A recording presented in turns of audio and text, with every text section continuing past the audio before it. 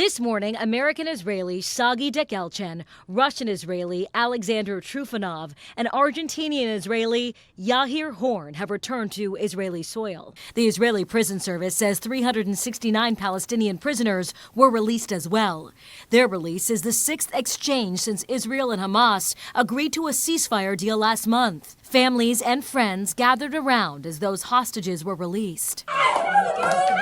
Others gathering in Tel Aviv's Hostage Square, holding posters and watching the releases of the hostages. Hamas had threatened to postpone today's releases after accusing Israel of violating its commitments to the ceasefire agreement. President Donald Trump urged Israel to cancel its deal with Hamas if it did not release all hostages by today. This comes after President Trump proposed a takeover of the Gaza Strip, which would involve more than 2 million people being moved to Egypt or Jordan. Jordan's prime minister saying they won't accept new people in the country. We have 35% of our population are refugees. We cannot afford anymore. We cannot have Palestinians coming to Jordan. They don't want to come to Jordan. We don't want them to come to Jordan.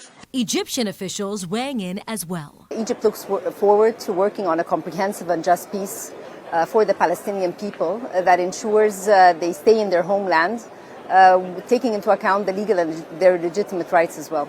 19 Israeli hostages have now been released out of the 33 who were promised by Hamas during the first stage. The current ceasefire agreement expires March 1st. It's likely the most important abortion case since the Supreme Court overturned Roe v. Wade. Today, the justices hearing oral arguments about the abortion drug mifepristone. The plaintiffs and their supporters argue the FDA broke the law by letting patients get the drug through telehealth and the mail. Just because you are sitting in California does not mean that you are not violating the laws of Florida, Texas, and 30 other states. Laws vary by state. New York, for example, actively protects doctors who send mifepristone to places that ban it. First month, we sent about 4,000 pills into restricted states, and now we're up to around 10,000 pills a month. A study shows nearly 1 in 10 abortions in the first 6 months after the Supreme Court overturned Roe v. Wade involved telehealth and mifepristone. The drug is one reason abortions actually increased after that ruling. Pills now account for almost 2/3 of abortions in the U.S. Medical providers say those statistics involve people who want to give birth but suffer health complications.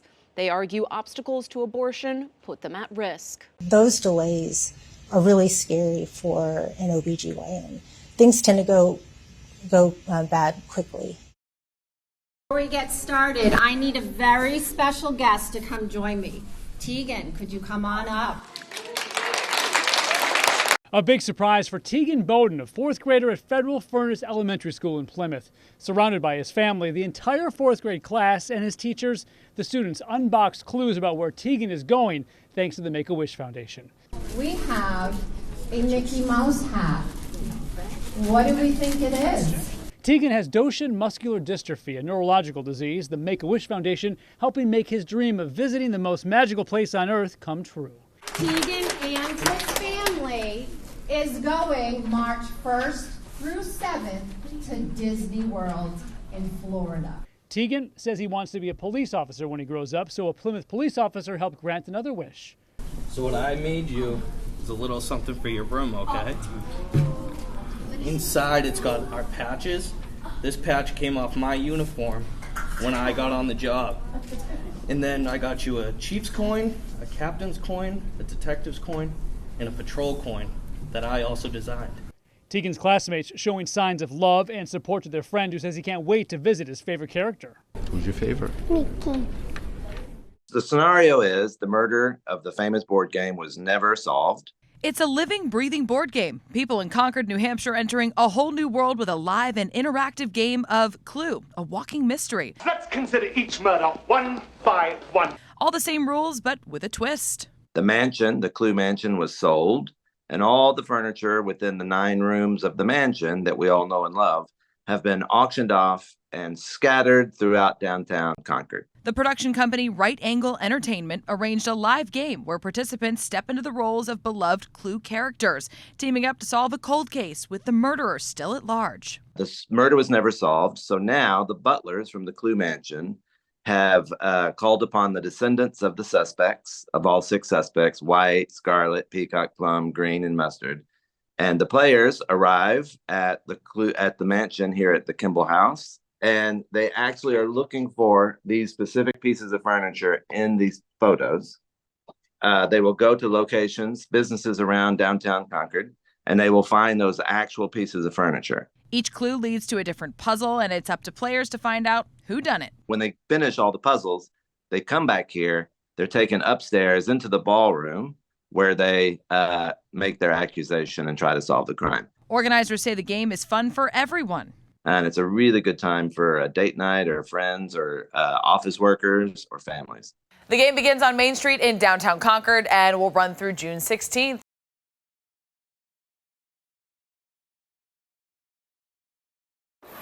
7 News at 6 starts now.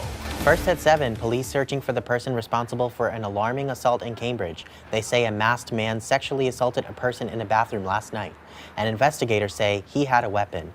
Now that man is on the run, and police are asking for the public's help in finding him. 7's Grant Herms is in Cambridge with the latest. According to Cambridge police, the victim told officers the attacker was a masked man with a knife who tried to sexually assault them in a restroom inside one of the commercial buildings around 9:18 last night along Cambridge Park Drive. Police say detectives were on scene to investigate last night. We also saw several police cruisers driving by and stopping to park near where this supposedly happened. However, right now that suspect is still at large. One woman we spoke to said hearing about the attempted assault is a reminder to stay alert at night. I mean, I always walk around with pepper spray and, some type of thing to protect myself at night, no matter where I am in the city. So it wouldn't change this area perhaps, but as a young woman walking around the city, I am always concerned for my safety, specifically around, sexual assaults. On 7 News now, 2 people under arrest in connection with an armed robbery in Randolph. On Monday, police say the suspects robbed a person inside their car. One of them was arrested, but the second suspect was on the run until yesterday. 7's Chris Rogers is in Randolph with more. Turning to the weather now, a gray and gloomy day outside in Boston, but definitely not too cold for a walk on the Esplanade, as long as you don't mind a bit of wind. Tonight we are in for some rain with showers sprinkling our area. Meteorologist Kelly Costa has a first check on the forecast. Also on 7, tragedy in New Hampshire. 2 people killed in a crash involving a motorcycle and a car in Manchester. It happened last night in the area of Elm and Pearl Streets. Police say the car crashed into the motorcycle while making a U-turn. Police say the 38-year-old female motorcycle passenger was pronounced dead on scene, and the 34-year-old motorcycle driver was taken to the hospital where he was pronounced dead. Police providing details about the investigation. Definitely one motorcycle, definitely one vehicle. We're just trying to determine if the other potential, as you see from the scene, we just want to see if there was other motor vehicles, other cars that may have been involved as well. The car driver was not hurt. The crash is still under investigation. An apartment building in Mission Hill up in flames. Emergency crews evacuated an apartment building to put out the fire at this high-rise on St. Alphonsus Street. Fire crews say it started in the trash room, filling up the building with smoke. They say all 300 units in the building were evacuated. All of us were sleeping and all of a sudden the voices came out, so we got to know that we had to evacuate, like we have to move out and come down.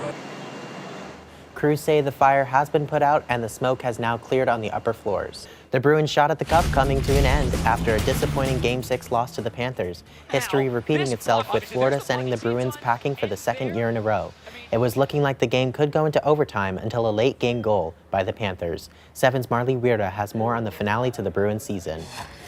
Dating back to last season, the Panthers have won 6 straight postseason games here at the Garden, and the Bruins once again finding themselves on the wrong side of history, with Florida punching its ticket to the Eastern Conference Finals.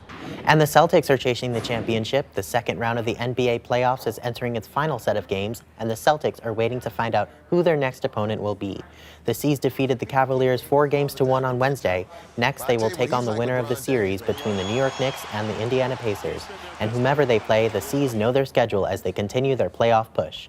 The Eastern Conference Finals begin Tuesday, May 21st. The Celtics will play Game 1 at TD Garden at 8 p.m. Coming up on 7 News at 7, giving kids a head start in sports. The charitable group that's helping kids living with prosthetics get involved in athletics.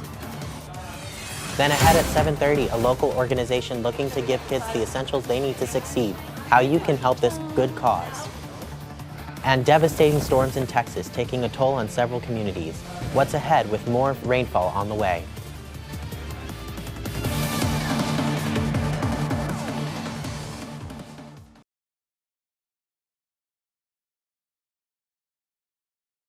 Doctors at Mass General performing a rare procedure. They transplanted a pig's kidney into a living patient.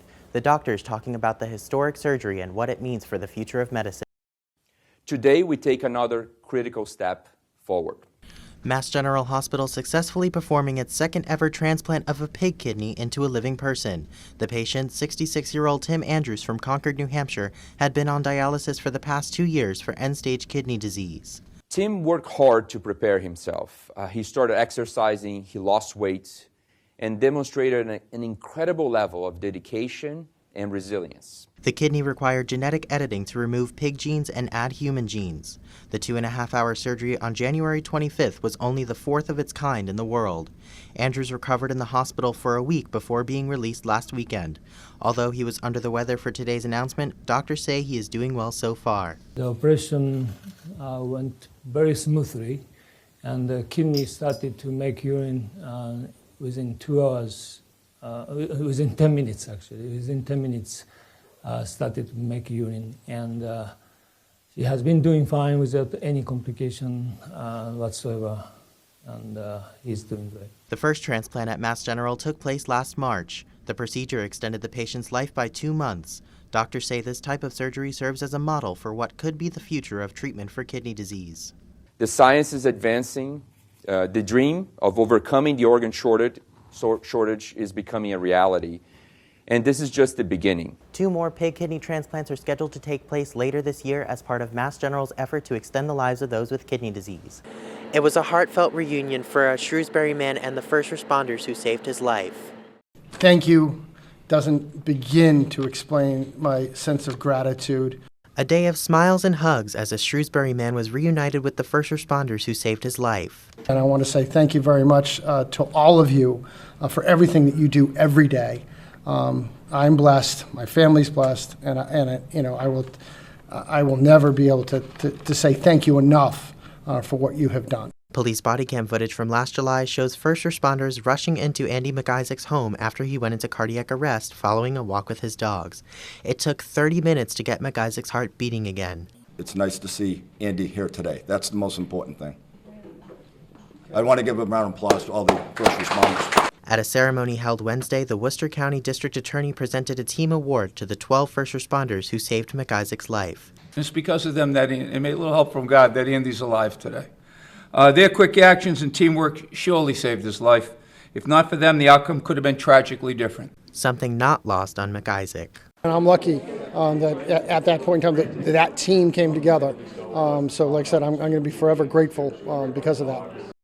McIsaac says he is back to work now and is living life with a new sense of gratitude. After a tense series with Cleveland, fans are certainly ready to let off a little steam and celebrate tonight's big win. Fans we spoke to before the game were cautiously optimistic about the game today, but after this win, one thing was on everyone's mind: a possible Eastern Conference final against New York. We want New York! Give us the Knicks! Yeah, Give us the Knicks! Ready. The Knicks ain't ready, baby! We're cooking. Easy money. Easy money out here. Celtics, banner 18, let's go! There isn't a date set yet for the finals, but the Celtics will take on either the Knicks or the Pacers, and whatever happens, fans here will be ready for it. Live outside the Garden in Shrewsbury. In the newsroom, Lawrence Brown, 7 News Today, New England. Lawrence Brown, 7 News Today, New England. Lawrence Brown, 7 News 19.